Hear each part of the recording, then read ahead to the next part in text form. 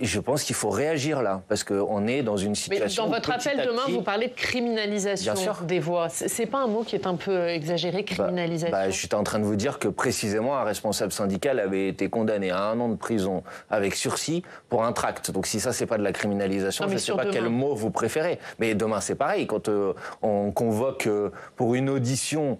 après avoir ouvert donc une enquête, puisqu'il y a donc eu une décision d'un procureur dont je rappelle, ce n'est pas une autorité indépendante, qui a décidé d'ouvrir une enquête. Donc c'est bien la preuve qu'il y a une volonté de faire taire ceux qui dénoncent du pouvoir politique en place. Clairement, d'ailleurs. Pour vous, c'est le gouvernement qui est derrière la convocation de Mathilde Panot demain ? Bien évidemment, et c'est documenté ce que je suis en train de vous dire pour une raison très simple. Il y a eu une circulaire de M. Dupond-Moretti à l'ensemble des procureurs, circulaire en date du 10 octobre dernier, dans lequel il demandait aux procureurs de poursuivre en utilisant ce fameux délit infamant d'apologie du terrorisme. Donc bien évidemment que... Supprimer pour vous ? Alors, en tout cas, il faut le supprimer du droit commun, puisqu'en 2014 de mémoire, il avait été décidé par M. Cazeneuve, à l'époque, nous nous y étions opposés d'ailleurs, de mettre ce délit dans le droit commun. On est face à quelque chose de stupéfiant.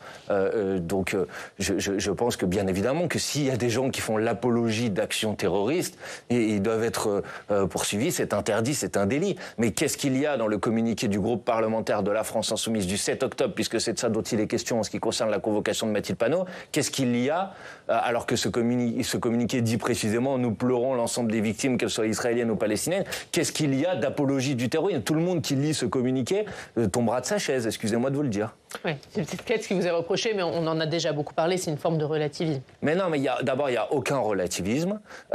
Par contre, clairement, il n'est pas possible que ce délit d'apologie du terrorisme, c'est d'ailleurs, je faisais référence tout à l'heure au président de la Commission nationale consultative des droits de l'homme, c'est d'ailleurs ce qu'il dit dans son courrier. Il dit, il n'est pas possible que ce délit d'apologie du terrorisme soit utilisé pour empêcher toute mise en perspective historique d'un événement. Sinon, on ne peut plus penser, on ne peut plus réfléchir. Enfin, bien évidemment que les actions du 7 octobre, elles sont horribles et bien évidemment que nous les avons condamnées dès le premier jour, bien évidemment. Mais en quoi le communiqué... Sans employer le mot terroriste, c'est ce qui vous a été reproché. Mais si, nous avons dit que ce sont des actions terroristes. Le mode opératoire est un mode opératoire terroriste, bien évidemment. Mais écoutez, même si c'était ça le motif, vous entendez bien qu'en justice, on ne condamne pas pour un mot que vous n'avez pas employé.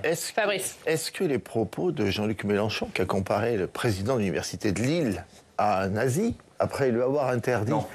Est-ce que c'est une mise en perspective d'un événement historique? Mais non, mais d'abord... Il va y avoir une plainte du gouvernement. Là, pour le coup, c'est totalement affiché, puisque c'est la ministre... Je vais vous dire... C'est Retailleau qui l'a annoncé qu'elle allait déposer plainte pour injure publique. C'est ridicule. Enfin, d'abord... Qu'est-ce qui est ridicule? D'abord, votre question, parce que Jean-Luc Mélenchon n'a jamais comparé le président de l'université à un nazi. Ce n'est pas vrai. Ce n'est pas vrai. C'est pas ce que Jean-Luc Mélenchon a fait. Jean-Luc Mélenchon a, dans un discours qu'il a tenu après l'annulation de la conférence qu'il avait prévu d'organiser à l'université de Lille, il a fait référence aux travaux d'Hannah Arendt. Ça, c'est ce qu'il a dit après pour se justifier et pour s'expliquer. Écoutez-le, moi je vais vous dire franchement, je vais vous parler sincèrement, hein. Je suis fatigué par la paresse intellectuelle du débat et notamment du traitement médiatique depuis maintenant plusieurs mois. Excusez-moi, depuis quand désormais en France, le fait de faire référence aux travaux d'Hannah Arendt pour essayer d'expliquer comment ce que certains ont appelé l'argument d'Eichmann dans l'histoire, c'est-à-dire l'idée de dire ce n'est pas moi, je n'ai fait que répondre aux ordres, c'est précisément juste ça qu'a dit Jean-Luc Mélenchon. Comment vous pouvez en tirer comme conclusion qu'il s'agit de comparer l'individu président de l'université de Lille à un nazi? Ça n'a pas de sens. Il n'y a pas de radicalité dans tout ça, il n'y a pas de provocation. Mais quelle provocation, monsieur? Enfin, excusez-moi, mais dénoncer les actions horribles, les massacres qui sont en cours aujourd'hui dans la bande de Gaza, c'est une provocation. Ce qui est une provocation, ce serait de ne rien dire. Mais comment vous réagissez à la plainte de Sylvie Retailleau, puisqu'elle a annoncé hier qu'elle allait porter plainte pour injure publique? Je pense que c'est ridicule. Je pense que ça participe exactement de cette même volonté depuis maintenant plusieurs mois d'essayer de faire taire toutes les voix qui tout simplement disent il faudrait peut-être que la France se lève face à ce qui se passe à Gaza et qui est tout simplement insupportable sur le plan humain. Quant à Madame Retailleau, franchement, elle ferait mieux de s'occuper de l'état de nos universités en France, parce que là, il y a beaucoup de travail, vous savez, plutôt que d'aller amuser la galerie en faisant des plaintes ridicules, loufoques, dont tout le monde sait qu'elles ne seront pas suivies des faits, parce que quand vous lisez la déclaration précise de Jean-Luc Mélenchon, il n'y a aucune injure publique dans la prise de position de Jean-Luc Mélenchon. Donc que Madame Retailleau s'occupe un petit peu de son travail, qu'elle fasse un peu moins de communication